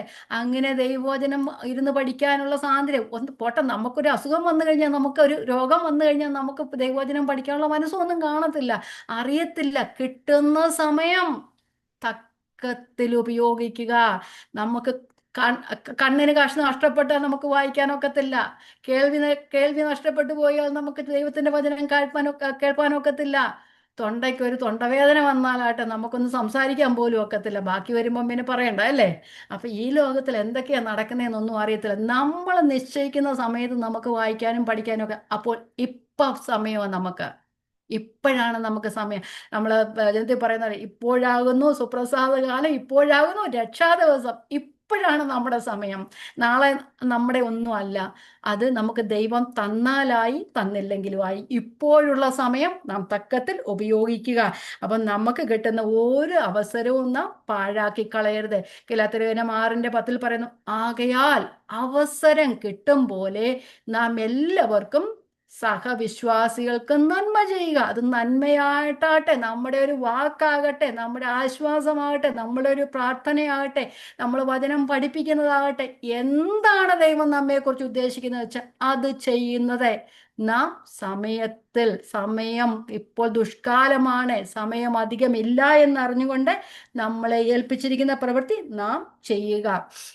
മത്തായി സുവിശേഷത്തിൽ കർത്താവ് പറയുന്നു, കള്ളപ്രവാചകന്മാർ പലരും വന്ന് തെറ്റിക്കും, അധർമ്മം പെരുകുന്ന ഒരു കാലമാണ്, അതുകൊണ്ട് ജ്ഞാനത്തോടെ പ്രവർത്തിക്കുക. കള്ളപ്രവാചകന്മാർ പലരും വന്ന് അനേകരെ തെറ്റിക്കും, അധർമ്മം പെരുകുന്നത് കൊണ്ട് അനേകരുടെ സ്നേഹം തണുത്തു പോകും, എന്നാൽ അവസാനത്തോളം സഹിച്ചു നിൽക്കുന്നതും രക്ഷിക്കപ്പെടും. നമ്മുടെയൊക്കെ സ്നേഹം തണുത്തു പോകത്തില്ലെന്ന് നമുക്ക് ആർക്കറിയാം? വിശ്വാസം തണുത്തു പോലും നമുക്ക് ആർക്കറിയാം? അതുകൊണ്ട് മുമ്പോട്ട് പോവുക. കിട്ടുന്ന സമയം തക്കത്തിൽ ഉപയോഗിക്കുക. ഇത് ദുഷ്കാലമാണ്, അവസാനത്തോളം സഹിച്ചു നിൽക്കുന്നവൻ രക്ഷിക്കപ്പെടും എന്ന് ദൈവത്തിന്റെ വചനം പറയുന്നു. ഇനി നമുക്ക് 17-ാമത്തെ വാക്യത്തിലേക്ക് പോകാം. അതുകൊണ്ട് സമയം നമ്മുടെ മുമ്പിൽ അധികമില്ല. നമുക്ക് ഇപ്പം നമ്മൾ പറയും ലോകം അവസാനിക്കാൻ അധികം ഇനി സമയമുണ്ടെന്ന് പറയാം. അല്ല, നമ്മുടെ സമയമില്ലെന്ന് അങ്ങനെ അങ്ങ് ചിന്തിക്കുക. നമുക്ക് ദൈവം ഒരു സീസൺ വെച്ചിട്ടുണ്ട്. നാളെ നമ്മുടെ സമയമാണെന്ന് നമുക്കറിയില്ല. ആ കിട്ടുന്ന സമയം തക്കത്തിൽ ഉപയോഗിക്കുക. വചനം പഠിക്കുക, ദൈവത്തിനുള്ളവരായി നടക്കുക, വെളിച്ചത്തിന്റെ പ്രവൃത്തി ചെയ്യുക. ഇനി 17-ാമത്തെ വാക്യം, ബുദ്ധിഹീനരാകാതെ കർത്താവിന്റെ ഇഷ്ടമിന്നതെന്ന് ഗ്രഹിച്ചു കൊള്ളുന്നു. അപ്പം സമയം തക്കത്തിൽ, സമയം ഇച്ചിരി ഉള്ളൂ, പക്ഷെ ആ സമയത്ത് കർത്താവിന് ഇഷ്ടമുള്ള പ്രവൃത്തി ചെയ്യുക. ബുദ്ധിഹീനരാകാതെ, മടിയന്മാരെ പോലെ ആകാതെ, ബുദ്ധിയില്ലാത്തവരെ പോലെ ആകാതെ, കർത്താവിന്റെ ഇഷ്ടമിന്നെന്ന് ഗ്രഹിച്ചുകൊള്ളുവീൻ. അറിഞ്ഞുകൊള്ളുവീൻ എന്നല്ല പറഞ്ഞ, ഗ്രഹിച്ചുകൊള്ളുവീൻ. നല്ലവണ്ണം അത് മനസ്സിലാക്കുവീൻ. Do not be foolish. അപ്പം ഈ ലോകത്ത് ദ്രോഹം പെരുകിക്കൊണ്ടിരിക്കുന്നു, സമയം ചുരുങ്ങിക്കൊണ്ടിരിക്കുന്നു. നാം നമ്മുടെ ചിന്താഗതിക്ക് ധൃതിയിൽ കാര്യങ്ങൾ ശ്രമിക്കുവാൻ നാം ചിലപ്പോൾ പരിശ്രമിച്ചേക്കാം. പക്ഷെ അത് ദൈവിക ഉദ്ദേശത്തിനകത്താണെന്ന് യാതൊരു നിർബന്ധവുമില്ല. ഒന്നുകൂടെ പറയാം, ഈ ലോകം ദുഷ്കാലമാണ്, ദ്രോഹം പെരുകിക്കൊണ്ടിരിക്കുന്നു, സമയം ചുരുങ്ങിക്കൊണ്ടേയിരിക്കുന്നു. നാം അങ്ങനെ വരുമ്പോൾ നമ്മുടെ ഇഷ്ടത്തിനനുസരിച്ചുള്ള കാര്യങ്ങളൊക്കെ ചെയ്യും ധൃതിയിൽ. പക്ഷെ അതൊന്നും ദൈവത്തിൻ്റെ ഇഷ്ടത്തിനനുസരിച്ചല്ല, ദൈവത്തിൻ്റെ ഇഷ്ടത്തിന് അകത്തുള്ളായിരിക്കണമെന്ന് നിർബന്ധമില്ല. അതുകൊണ്ട് ജ്ഞാനത്തോടെ, സൂക്ഷ്മത്തോടെ, അജ്ഞാനികളായിട്ടല്ല ജ്ഞാനികളായിട്ട് ദൈവഹിതം എന്തെന്ന് നാം തിരിച്ചറിയണം. അപ്പം ദൈവഹിതം നമ്മൾ തിരിച്ചറിഞ്ഞിട്ട് ദൈവം നമ്മെ ഏൽപ്പിച്ചിരിക്കുന്ന പ്രവൃത്തി ചെയ്യുക, നമ്മുടെ ജീവിതത്തെ പ്രവൃത്തി പദത്തിൽ കൊണ്ടുവരിക. അപ്പം ദൈവഹിതം എന്താണെന്ന് എങ്ങനെയാ തിരിച്ചറിയുന്ന? ഇനി ദൈവഹിതം നമ്മളെക്കുറിച്ച്, എല്ലാവരെ കുറിച്ചും ഒരു ദൈവത്തിനൊരു ഹിതമുണ്ട്. പക്ഷെ ചിലവരെ കുറിച്ച് സ്പെഷ്യൽ ഹിതമുണ്ട്. പക്ഷേ ദൈവവചനത്തിൽ നാം വായിക്കുമ്പോഴും പഠിക്കുമ്പോഴും നമ്മെക്കുറിച്ചുള്ള ദൈവഹിതം നമുക്ക് മനസ്സിലാക്കുവാനായിട്ട് കഴിയും. നമ്മൾ ദൈവവചനം വായിക്കുന്നത് മൂലം ആത്മീക പരിജ്ഞാനം പ്രാപിക്കുകയും നമ്മെക്കുറിച്ചുള്ള ദൈവഹിതം നമുക്ക് മനസ്സിലാക്കുവാനായിട്ട് കഴിയും. എല്ലാവരെയും കുറിച്ചുള്ള കുറച്ച് ദൈവഹിതം എന്താണെന്ന് നമുക്കൊന്ന് വചനത്തിലൂടെ വായിക്കാം. ഇത് എന്നെ കുറിച്ചല്ലെന്ന് ആർക്കും പറയാനായിട്ടൊക്കത്തില്ല. എല്ലാവരെയും കുറിച്ചുള്ള ദൈവഹിതം വായിക്കാം. തീത്തോസിന്റെ ലേഖനം 2-ാം അധ്യായം 1 മുതൽ 7 വരെയുള്ള വാക്യങ്ങൾ. തീത്തോസ് 2:1 മുതൽ 7. നീയോ പഥ്യോപദേശത്തിന് ചേരുന്നത് പ്രസ്താവിക്കാം. അപ്പം നമ്മൾ വചനം കേട്ടതിനനുസരിച്ച് പറയുക. ഇനി വൃദ്ധന്മാർ എങ്ങനെയായിരിക്കണം? വൃദ്ധന്മാർ നിർമ്മതവും ഗൗരവവും സുബോധവുമുള്ളവരും വിശ്വാസത്തിലും സ്നേഹത്തിലും സഹിഷ്ണുതയിലും ആരോഗ്യമുള്ളവരും ആയിരിക്കണം. നമ്മുടെ ഹെൽത്ത് ബെറ്റർ ആകാൻ വേണ്ടിയിട്ട് നമ്മൾ കുറേയൊക്കെ കാര്യങ്ങൾ ചെയ്യും, അങ്ങനെയല്ല. വിശ്വാസത്തിലും അതും വേണം, സ്നേഹത്തിലും സഹിഷ്ണുതയിലും ആരോഗ്യമുള്ളവർ ആയിരിക്കണം. വൃദ്ധമാരും അങ്ങനെ തന്നെ നടപ്പിൽ പവിത്രയോഗ്യമാരും ഏഷണി പറയാത്തവരും വീഞ്ഞിന് അടിമപ്പെടാത്തവരും ആയിരിക്കണം. അവരെക്കുറിച്ച് തന്നെയല്ല, യൗവനക്കാരത്തികൾ ദൈവവചനം ദുഷിക്കപ്പെടാതിരിക്കേണ്ടതിന് യൗവനക്കാരത്തികളെ ഭർത്തൃപ്രിയമാരും പുത്രപ്രിയമാരും സുബോധവും പാതിവൃത്യമുള്ളവരും വീട്ടുകാര്യം നോക്കുന്നവരും ദയയുള്ളവരും ഭർത്താക്കന്മാർക്ക് കീഴ്പ്പെടുന്നവരും ആയിരിക്കാൻ ശീലിപ്പിക്കേണ്ടതിന് നന്മ ഉപദേശിക്കുന്നവരായിരിക്കണമെന്നും നീ പ്രബോധിപ്പിക്കുക. തീത്തോസിനോട് പറയുകയാണ്, യൗവനക്കാരും സുബോധമുള്ളവരായിരിക്കണം. എന്തുകൊണ്ടാണ് അങ്ങനെ പറയുന്നത്? വിരോധി നമ്മെ കൊണ്ടൊരു തിന്മയും പറവാൻ വകയില്ലാതെ ലജ്ജിക്കേണ്ടതിന് സകലത്തിലും നിന്നെ തന്നെ സകല സൽപ്രവൃത്തിക്ക് മാതൃകയാക്കി കാണിക്കുക. നമ്മളെ സാത്താൻ നമ്മളിങ്ങനെ ചുറ്റി സഞ്ചരിച്ചു കൊണ്ടേ ഇരിക്കുക അല്ലേ? വൃദ്ധന്മാരെയും തെറ്റിക്കുന്നതിന് വേണ്ടി സാത്താന്റെ തന്ത്രങ്ങളെന്നാ അറിയാത്തവരല്ല, അപവാദി അല്ലെങ്കിൽ വിരോധി നമ്മെ കൊണ്ടൊരു തിന്മയും പറയുവാൻ വകയില്ലാതെ ലജ്ജിക്കേണ്ടതിന് സകലത്തിലും നിന്നെ തന്നെ, ഒരു കാര്യത്തില്ല, സകലത്തിലും നിന്നെ തന്നെ സൽപ്രവർത്തികൾക്ക് മാതൃകയായി കാണിക്കുക. ഉപദേശത്തിൽ നിർമ്മലതയും ഗൗരവവും ആക്ഷേപിച്ചു കൂടാത്ത പഥ്യവചനവും ഉള്ളവനായിരിക്കും. ഇതെല്ലാവരെയും കുറിച്ചുള്ളതാ. അത് തീത്തോസിനെ കുറിച്ച് മാത്രമുള്ളതല്ല, എല്ലാവരെയും കുറിച്ചുള്ളതാണ്. ഇനി നമുക്ക് 5 നമ്മളെ എഫേസ്യ ലേഖനം 5:18 മുതൽ 21 വരെയുള്ള കാര്യങ്ങൾ പറയുന്നുണ്ട്. ക്രിസ്തുവിന്റെ ഭയത്തിൽ അന്യോന്യം കീഴപ്പെട്ടിരിക്കുക. അത് നമ്മൾ 18 മുതലുള്ള വാക്യങ്ങൾ, 17 മുതലുള്ള വാക്യങ്ങൾ പറഞ്ഞു വരുമ്പോഴേ നമ്മൾ ആത്മാവ് നിറഞ്ഞവരാകുന്നവരെ എങ്ങനെയായിരിക്കണം, കുടുംബത്തിൽ എങ്ങനെയായിരിക്കണം, സമൂഹത്തിൽ എങ്ങനെയായിരിക്കണം, തൊഴിൽ മേഖലകളിൽ എങ്ങനെയായിരിക്കണം എന്നൊക്കെ പഠിപ്പിക്കുന്നുണ്ട്. വായിക്കാം. 5:18, 19, 20, 21. വീഞ്ഞു കുടിച്ചു മത്തരാകരുത്, അതിനാൽ ദുർനടപ്പുണ്ടാകുമല്ലോ. ആത്മാവ് നിറഞ്ഞവരായി സങ്കീർത്തനങ്ങളാലും സ്തുതികളാലും ആത്മീക ഗീതങ്ങളാലും തമ്മിൽ സംസാരിച്ചും നിങ്ങളുടെ ഹൃദയത്തിൽ കർത്താവിന് പാടിയും കീർത്തനം ചെയ്തും നമ്മുടെ കർത്താവായ യേശു ക്രിസ്തുവിന്റെ നാമത്തിൽ നമ്മുടെ ദൈവവും പിതാവുമായവനെ എല്ലാറ്റിനും വേണ്ടിയും സ്തോത്രം ചെയ്യണം. അപ്പൊ ചീത്തത്തരം, പൊട്ടത്തൽ, കളിവാക്കൊക്കെ ഒഴുകിയിട്ട് മാറ്റിയിട്ട് സ്തോത്രം ചെയ്യുന്നവരായിരിക്കണം. എന്നിട്ട് എന്നാ പറയുന്നത്? ക്രിസ്തുവിന്റെ ഭയത്തിൽ അന്യോന്യം കീഴ്പ്പെട്ടിരിപ്പിൻ. അടുത്ത ദൈവേഷ്ടം 1 തെസ്സലോനിക്കർ 4:3-4-5. ദൈവത്തിന്റെ ഇഷ്ടമോ, ഇനി ആരും എന്നെ കുറിച്ചുള്ള ദൈവേഷ്ടം അറിഞ്ഞില്ലെന്ന് പറയണ്ട. ദൈവത്തിന്റെ ഇഷ്ടമോ നിങ്ങളുടെ ശുദ്ധീകരണം തന്നെ. നിങ്ങൾ ദുർനടപ്പ് വിട്ടൊഴിഞ്ഞ് ഓരോരുത്തൻ ദൈവത്തെ അറിയാത്ത ജാതികളെ പോലെ കാമവികാരത്തിലല്ല, വിശുദ്ധീകരണത്തിലും മാനത്തിലും താന്റെ പാത്രത്തെ നേടിക്കൊള്ളട്ടെ. ഇതെല്ലാം നമ്മെക്കുറിച്ചുള്ള ദൈവത്തിന്റെ ഇഷ്ടമാണ്. നമ്മൾ കർത്താവിന്റെ മാതൃക പിന്തുടരുന്ന കാണിക്കുക. അത് നമ്മൾ ഇപ്പം വീട്ടിലും അങ്ങനെ നാട്ടിലും ഒക്കെ എന്ന് പറയാം. പക്ഷേ നമ്മൾ ജോലി സ്ഥാപനങ്ങളിലും അങ്ങനെ ആയിരിക്കണം. 1 പത്രോസ് 2:13-14-15 വാക്യങ്ങൾ. നമ്മൾ എവിടെ ആയിരുന്നാലും ദൈവവചനത്തിൽ എഴുതി വെച്ചിട്ടുണ്ട് നമ്മൾ എങ്ങനെ ആയിരിക്കണമെന്ന്.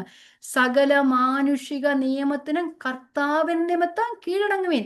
ശ്രേഷ്ഠാധികാരി എന്ന് വെച്ച് രാജാവിനും ദുഷ്പ്രവർത്തിക്കാരുടെ ദണ്ഡനത്തിനും സൽപ്രവർത്തിക്കാരുടെ മാനത്തിനുമായി അവനാൽ ഐക്യപ്പെട്ടവൻ എന്ന് വെച്ച് നാടുവാഴികൾക്കും കീഴടങ്ങുവിൻ. നിങ്ങൾ നന്മ ചെയ്തുകൊണ്ട് ബുദ്ധിയില്ലാത്ത മനുഷ്യരുടെ പോഷണം മിണ്ടാതെക്കണം എന്നുള്ളത് ദൈവേഷ്ടമാകുന്നു. അല്ലെ? അത് ദൈവേഷ്ടമാണ്. നമ്മളെ ഉപദ്രവിക്കുന്നവരെ നാം അനുഗ്രഹിക്കുന്നത് ദൈവേഷ്ടമാണ്. എല്ലാ ശ്രേഷ്ഠാധികാരത്തിലും നാം കീഴടങ്ങിയിരിക്കേണ്ടതാണ്. നാം വിശ്വാസിയാണെന്ന് വിചാരിച്ച് ലോകത്തിന്റെ അല്ലെങ്കിൽ ഈ ലോകത്തിന്റെ അല്ല, നമ്മുടെ ഭരണഘടനയുടെ അല്ലെങ്കിൽ നമ്മുടെ രാജ്യത്തിന്റെ നിയമങ്ങൾ അനുസരിക്കാതിരിക്കാൻ ഒക്കെയില്ല. നമ്മളെ ആക്കി വെച്ചിരിക്കുന്ന സ്ഥാനത്ത് നമ്മൾ വെളിച്ചത്തിന്റെ പ്രവൃത്തി ഉള്ളവരായിക്ക് നാം കീഴ്പ്പെട്ടിരിക്കുക. ദൈവത്തിന്റെ കർത്താവിന്റെ ഭയത്തിൽ അന്യോന്യം കീഴ്പ്പെട്ടിരിക്കുക. 1 തെസ്സലോനിക്കർ 5:15-18 വരെയുള്ള വാക്യങ്ങൾ. 1 തെസ്സലോനിക്കർ 5:15-18 വരെയുള്ള വാക്യങ്ങൾ. ആരും തിന്മയ്ക്ക് പകരം തിന്മ ചെയ്യാതിരിപ്പാൻ നോക്കുവേൻ. തമ്മിലും എല്ലാവരോടും എപ്പോഴും നന്മ ചെയ്തുകൊണ്ടിരിപ്പിൻ. എപ്പോഴും സന്തോഷിപ്പിൻ. എപ്പോഴും സന്തോഷിപ്പിൻ എന്ന് പറഞ്ഞാൽ നമ്മുടെ കഷ്ടങ്ങളിലും ദുഃഖങ്ങളിലും രോഗങ്ങളിലും നമ്മുടെ എല്ലാ കാര്യത്തിലും നാം സന്തോഷിക്കേണ്ടവരാണ്. എപ്പോഴും സന്തോഷിപ്പേൻ.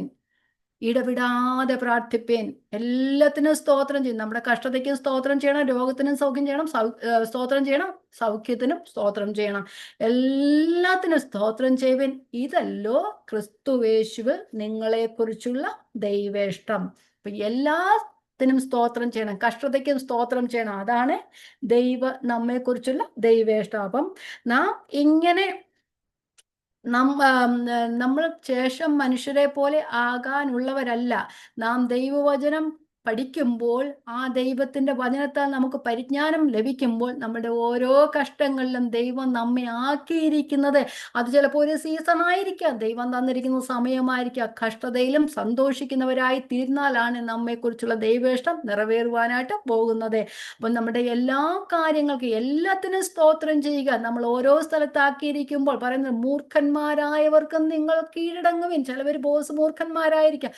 നമ്മളെ അവിടെ ആക്കി വെച്ചിരിക്കുന്നത് ദൈവമാ.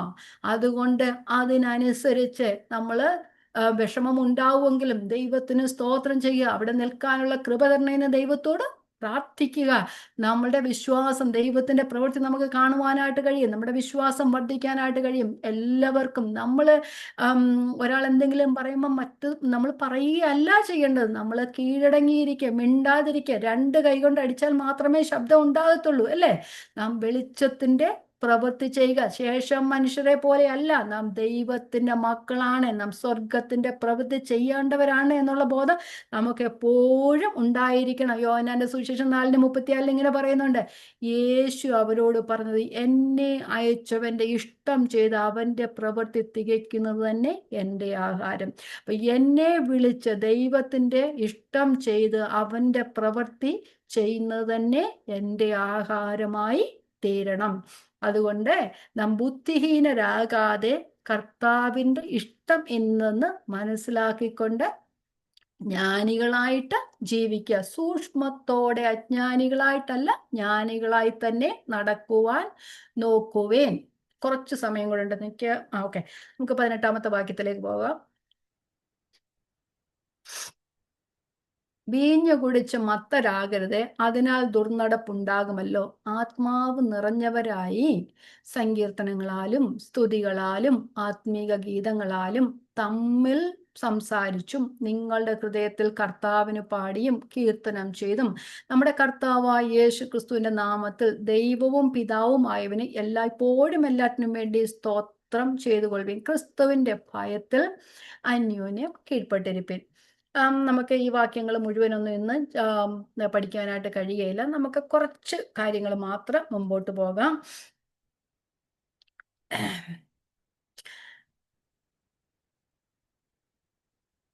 ഇവിടെ വീഞ്ഞു കുടിച്ച് മത്തരാകരുത്, അതിനാൽ ദുർനടപ്പ് ഉണ്ടാകുമല്ലോ. അപ്പം വീഞ്ഞു കുടിച്ച് മത്തരായി തീരുക എന്നുള്ളത് ഒരു പ്രാകൃത മനുഷ്യന്റെ സ്വഭാവമാണ്, അല്ലേ? പക്ഷെ അതിന് കോൺട്രാസ്റ്റ് ആയിട്ട് പറഞ്ഞിരിക്കുകയാണ് ഒരു ആത്മീക മനുഷ്യന്റെ, അല്ലെങ്കിൽ ആത്മാവിനാൽ നിറയപ്പെട്ട ഒരു മനുഷ്യന്റെ ജീവിതം. അപ്പം ജഡീക മനുഷ്യൻ, പ്രാകൃത മനുഷ്യൻ വീഞ്ഞു കുടിച്ച് മത്തനാകുമ്പോൾ അപ്പൊ ഇഷ്ടമില്ല ആ വീഞ്ഞ് ആ മനുഷ്യനെ നിയന്ത്രിക്കുകയും അതിൻ്റെ ദുഷ്പ്രവൃത്തികൾ ചെയ്യുകയും ചെയ്യുമ്പോൾ ആത്മാവ് നിറഞ്ഞ ഒരുവന്റെ പ്രവൃത്തി എന്തായിരിക്കും? സങ്കീർത്തനങ്ങളാലും സ്തുതികളാലും ആത്മീയ ഗീതങ്ങളാലും തമ്മിൽ പഠിപ്പിച്ച്, അല്ലെ? അങ്ങനെ പോകുന്നു. ഒരു വലിയൊരു കോൺട്രാസ്റ്റ് ആണ് ഒരു ജഡീക മനുഷ്യ, ഈ ലോകത്തിന്റെ മനുഷ്യരും ആത്മാവിനാൽ നിറയപ്പെട്ട ഒരു ദൈവമകനും അല്ലെങ്കിൽ മകളും അല്ലെങ്കിൽ ഒരു വിശ്വാസിയും തമ്മിലുള്ള ജീവിതം. വീഞ്ഞു കുടിച്ച് മത്തരാകരുത്. വീഞ്ഞെന്ന് പറയുന്ന അനേക രാജ്യങ്ങളുടെ ഊണുമേശയിലെ പ്രധാന ഒരു സംഭവമാണ്. നമുക്കറിയാം, യഹൂദന്മാരൊക്കെ വീഞ്ഞ് അങ്ങനെ കല്യാണങ്ങൾക്കൊക്കെ ഒരു വിശിഷ്ട വസ്തുവായിട്ട് വീഞ്ഞ് ഉപയോഗിച്ചിരുന്നു. ദൈവവചനം പോലും വീഞ്ഞ് കുടിക്കുന്നത് തെറ്റാണെന്ന് അല്ലെങ്കിൽ പറയുന്നില്ല. അത് വീഞ്ഞിനെ മരുന്നെന്ന നിലയിൽ ഉപയോഗിക്കുന്നുണ്ട്. അത് വചനം അംഗീകരിക്കുന്നുണ്ട്, അല്ലേ? 2 തീമോഥെയോസ് 1 തീമോഥെയോസ് 5:23 പൗലോസ് തീമോഥെയോസിനോട് പറയുന്നു, നിന്റെ അജീർണതയ്ക്ക് കൂടെ കൂടെയുള്ള ക്ഷീണതയും മറ്റേ അല്പം വീഞ്ഞ് സേവിച്ചുകൊള്ളുക എന്നൊക്കെ പറയുന്നുണ്ട്. പിന്നെ സദൃശ്യവാക്യങ്ങൾ 31 എടുക്കുന്നില്ല, പറഞ്ഞിങ്ങനെ അങ്ങ് പോകാം. 31 പറയുന്നുണ്ട്, മനോവ്യസനമുള്ളവന് വീഞ്ഞും കൊടുക്കാന്നൊക്കെ പറയുന്നുണ്ട്. അപ്പൊ അത് മരുന്നായിട്ട് ഉപയോഗിക്കുന്നുണ്ട്. കർത്താവ് നമുക്കറിയാം കാനാവിലെ കല്യാണത്തിന് പച്ചവെള്ളത്തെ വീഞ്ഞാക്കി, അന്നൊക്കെ അവരുടെ ആ ഒരു രീതിയിൽ ഉപയോഗിച്ചിരുന്ന സാധനമായിരുന്നു വീഞ്ഞ്. അപ്പൊ നമ്മള് മുന്തിരിച്ചാറ് കുടിക്കുന്നത് പോലെയൊക്കെ ആയിരുന്നു അവരുടെ അങ്ങനെയുള്ളതായിരുന്നു. അല്ലാതെ ലഹരിയുള്ള വീഞ്ഞിനെ കുറിച്ചൊന്നും അല്ല ഇത് പറയുന്നത്. അപ്പൊ അങ്ങനെ, പക്ഷേ ഈ വീഞ്ഞിന്റെ ഉപയോഗം എന്താ പറയുന്നത്, അത് അമിതമായി പോകുമ്പോൾ അത് ദുരുപയോഗമായി തീരാനുള്ള ചാൻസ് ഉണ്ട്. അപ്പൊ അത് വീഞ്ഞിന്റെ ഉപയോഗം ദുരുപയോഗമാകുമ്പോൾ അത് വിലക്കപ്പെട്ടതാണ്. നമുക്ക് സദൃശ്യവാക്യങ്ങൾ 23-29 വരെയുള്ള വാക്യങ്ങളില് മുതലുള്ള വാക്യങ്ങളിലെ വീഞ്ഞിന്റെ ഉപയോഗത്താൽ എന്തൊക്കെ സംഭവിക്കുക എന്ന് പറയുന്നുണ്ട്. കാരണം അത് ദുരുപയോഗമായി മാറുമ്പോൾ. വായിക്കാം. 23-29. ആർക്ക് കഷ്ടം, ആർക്ക് സങ്കടം, ആർക്ക് കലഹം, ആർക്ക് ആവലാതി, ആർക്ക് അനാവശ്യ മുറിവുകൾ, ആർക്ക് കഞ്ചുവപ്പ്. വീഞ്ഞു കുടിച്ചുകൊണ്ട് നേരം വഹിക്കുന്നവർക്കും മദ്യം രുചി നോക്കുവാൻ പോകുന്നവർക്കും തന്നെ. വീഞ്ഞു ചുവന്ന് പാത്രത്തിൽ തിളങ്ങുന്നതും രസമായി ഇറക്കുന്നതും നീ നോക്കരുത്, നോക്കുക പോലും അരുത്. പഴയ നിയമത്തിലും പറഞ്ഞിരിക്കുന്ന, ഒടുക്കം അത് സർപ്പം പോലെ കടിക്കും, അണലി പോലെ കൊത്തും. നിന്റെ കണ്ണ് വീഞ്ഞു കുടിക്കുന്ന മൂലം നിന്റെ കണ്ണ് പരസ്ത്രീകളെ നോക്കും, നിന്റെ ഹൃദയം വക്രത പറയും. നീ നടുക്കടലിൽ ശയിക്കുന്നവനെ പോലെയും പാമരത്തിന്റെ മുകളിൽ ഉറങ്ങുന്നവനെ പോലെയും ആകും. അവർ എന്നെ അടിച്ച് എനിക്ക് നൊന്തില്ല, അവർ എന്നെ തല്ലി ഞാൻ അറിഞ്ഞതുമില്ല. ഞാൻ എപ്പോൾ ഉണരും, ഞാൻ ഇനിയും അത് തന്നെ തേടുമെന്ന് നീ പറയും, അല്ലേ? കാരണം വീഞ്ഞു കുടിച്ചു കഴിഞ്ഞാൽ യാതൊരു ബോധവും ഇല്ല. രാവിലെ ഉണരുമ്പോൾ ഇച്ചിരി വിഷമം ഉണ്ടാവും, അത്ര മാത്രമേ ഉള്ളൂ, ഞാൻ കുടിച്ചല്ലോ എന്ന്. പിറ്റേ ദിവസം ഇത് തന്നെയായിരിക്കും ചെയ്യുന്നത്. അത് ദുരുപയോഗമായി മാറുമ്പോൾ അത് അങ്ങനെയായിത്തീരുന്നു. പിന്നെ അതൊരു സ്വഭാവ രീതി ആകുമ്പോൾ അത് അരുതെന്നാണ് പറയുന്നത്. പൗലോസ് പറയുന്നുണ്ട്, സകലത്തിലും എനിക്ക് കർത്തവ്യമുണ്ടെങ്കിലും സകലവും എനിക്ക് പ്രയോജനമുള്ളതല്ല, സകലത്തിലും എനിക്ക് കർത്തവ്യമുണ്ടെങ്കിലും ഞാൻ യാതൊന്നിനും അധീനന് ആകയില്ല എന്ന് പറയുന്നുണ്ട്. പിന്നെ മൂന്നാമതായിട്ട്, അത് സഹോദരന് ഇടർച്ചയായി തീരുമ്പോൾ. റോമാലേഖനം 14:13 13-21 വാക്യങ്ങൾ.